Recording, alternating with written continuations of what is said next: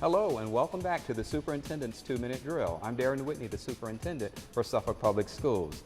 This time we're actually filming in the new Colonel Fred Cherry Middle School. We have over 700 students housed here and we're very proud of this school, and you'll see more of it. In fact, I'll remind you now, there's a dedication ceremony coming up on September 30th. You're all invited at 4 p.m. here at the middle school. Now, I know many of you were probably as frustrated as I was with the hurricane days that we missed based on the storm, but safety comes first. We make tough decisions when it comes to closing schools, and those decisions are not taken lightly. We want to put our students and staff safety first. So it's a matter of looking at the weather predictions, it's a matter of working with the city staff, trying to make what we feel is the best decision at that time.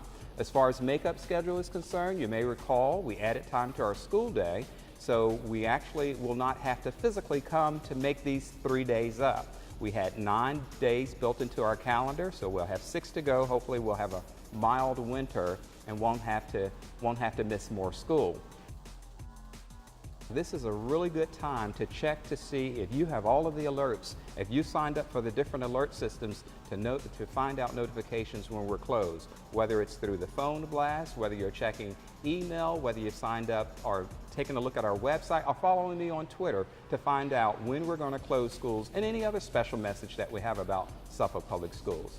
Research has shown that students perform better based on parental involvement. So parents, this is a perfect time for you to also sign up for our Home Access Center, commonly known as HACC, where you can check your students' grades, you can email your student's teacher, or you can find out other information that's on the school calendar or the system-wide calendar as well. We also are always in need of volunteers, and please join the traditional Parent-Teacher Association, the PTA. In fact, if you go on our website to become a volunteer, click on Community and then look for Volunteer Connect and sign up to be a volunteer in any of our schools.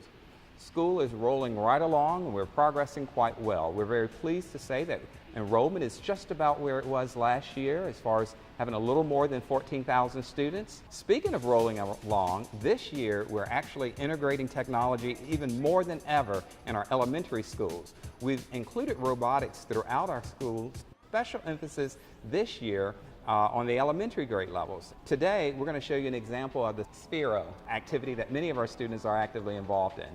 Today we have Christine Lafferty, who is our Integration Technology Resource Teacher. She's going to show us an example of how students can use the Sphero as far as coding is concerned. For example, Christine? Have some fun first. So okay. Why don't we change the color of it? So go ahead and touch the dial and you'll change the color.